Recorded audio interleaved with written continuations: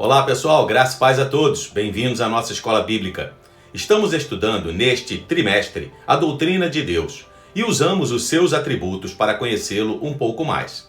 Lembre-se, tudo na palavra de Deus nos mostra que Ele quer ser conhecido para que nós possamos adorá-lo corretamente.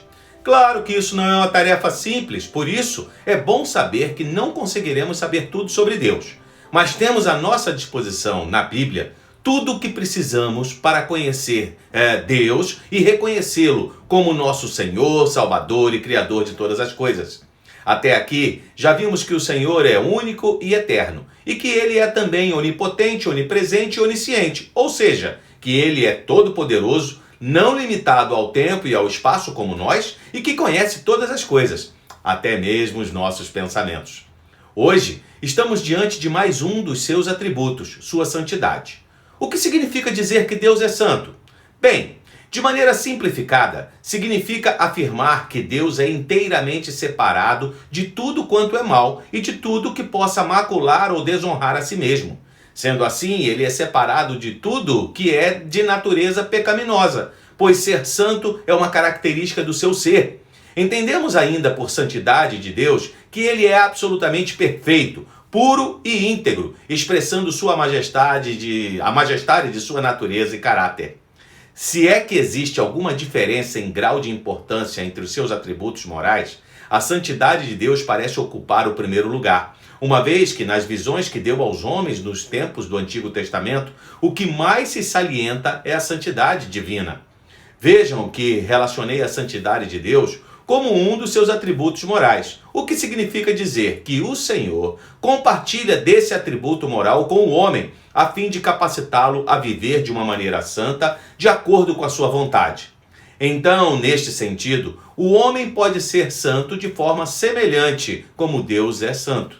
Daí vem a ordem: sejam santos, porque eu, o Senhor, o Deus de vocês, sou santo. Uma vida de obediência e santidade ao Senhor é exigida do ser humano desde o primeiro casal. Adão e Eva foram chamados a viver de acordo com os mandamentos de Deus. Apesar de Deus ter criado eles moralmente puros, com tudo o que era necessário para cumprir sua ordem, eles fizeram uso de sua liberdade e caíram na armadilha do tentador. A partir dali, o pecado entrou na humanidade, contaminando e culpando a todos. Depois da queda do homem, nenhuma pessoa mais poderia ser pura ou mesmo neutra moralmente. Todos nasceriam com sua natureza corrompida pelo pecado e inclinada a transgredir a lei de Deus. Isto implica porque uma vida de santidade ao Senhor não é aptidão natural, própria da capacidade humana, e que uma vida de pecado parece ser muito mais prazerosa do que uma vida de santidade no Senhor. No passado, Deus escolheu um homem, Abraão e seus descendentes, para dar origem a uma nação que deveria ser marcada por uma vida de santidade ao Senhor. Deus fez uma aliança com eles e lhes confiou sua revelação especial. Não precisamos nos esforçar muito para saber que Israel falhou, como denunciado pelos profetas. Mas os planos de Deus não falham, e hoje as promessas acerca de um povo santo, uma nação de reis e sacerdotes, separada e consagrada para o serviço ao Senhor, se cumprem na igreja através de Cristo. Por isso o apóstolo Pedro escreve: mas vós sois a geração eleita, o sacerdócio real, a nação santa, o povo adquirido, para que anuncieis as virtudes daquele que vos chamou das trevas para a sua maravilhosa luz. O mesmo apóstolo também relembra a ordem dada no Antigo Testamento acerca da exigência de uma vida de santidade ao Senhor. Ele escreve: mas assim como é santo aqueles que os chamou, sejam santos vocês também em tudo o que fizerem, pois está escrito: sejam santos, porque eu sou santo. Portanto, o chamado a uma vida de santidade ao Senhor é feito com a mesma frequência no Antigo e no Novo Testamento.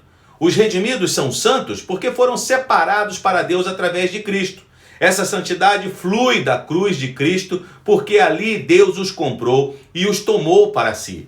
Cristo é o perfeito e o eterno sumo sacerdote, que concedeu ao seu povo livre acesso ao trono da graça de Deus no santuário celestial.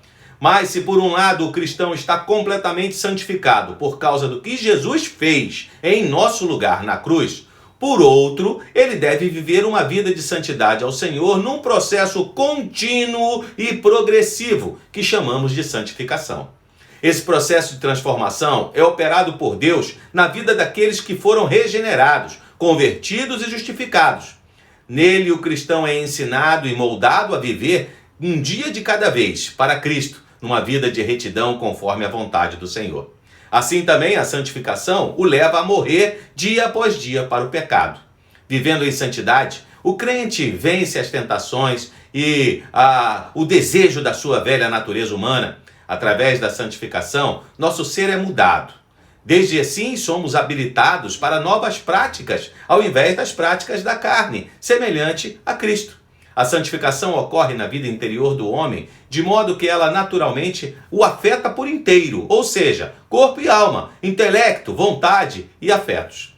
A Bíblia expõe a santificação sob duas linhas simultâneas. A primeira, a mortificação do velho homem, a natureza pecaminosa. Mesmo após ter sido regenerado, essa natureza pecaminosa não é retirada do cristão, mas é através da santificação que essa velha natureza é subjugada e mortificada. A segunda, somos revestidos de um novo homem, feitos à semelhança de Cristo para as boas obras. O redimido é conduzido a um modo de vida em Cristo que agrada a Deus, como Paulo ilustra em sua carta aos Efésios. Por isso, deixando a mentira, que cada um fale a verdade com o seu próximo, porque somos membros do mesmo corpo.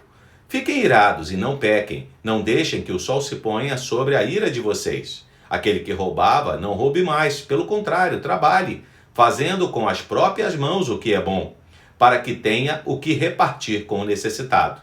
Não saia da boca de vocês nenhuma palavra suja, mas unicamente a que for boa para a edificação, conforme a necessidade, e assim transmita a graça aos que ouvem. E não entristeçam o Espírito Santo de Deus, no qual vocês foram selados para o dia da redenção.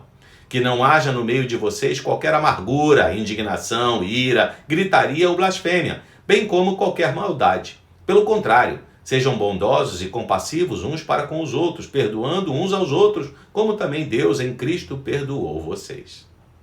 Agora estejam alertas. Apesar da santificação ir mortificando a natureza pecaminosa, ela não a exclui completamente. Os cristãos já foram libertos da culpa e do poder do pecado, mas ainda estão sujeitos a ele. Ainda pecamos, mas o pecado não é mais o padrão em nossas vidas. O pecado ocorre na vida de um redimido como um acidente de percurso em sua caminhada cristã. É por isso que os verdadeiros cristãos confessam e oram a Deus em arrependimento pelo perdão dos seus pecados, como afirma o apóstolo João. Se confessarmos os nossos pecados, ele é fiel e justo para nos perdoar os pecados e nos purificar de toda injustiça. Assim como Deus é santo, nós também devemos ser santos. E é claro que isso é para lá de importante.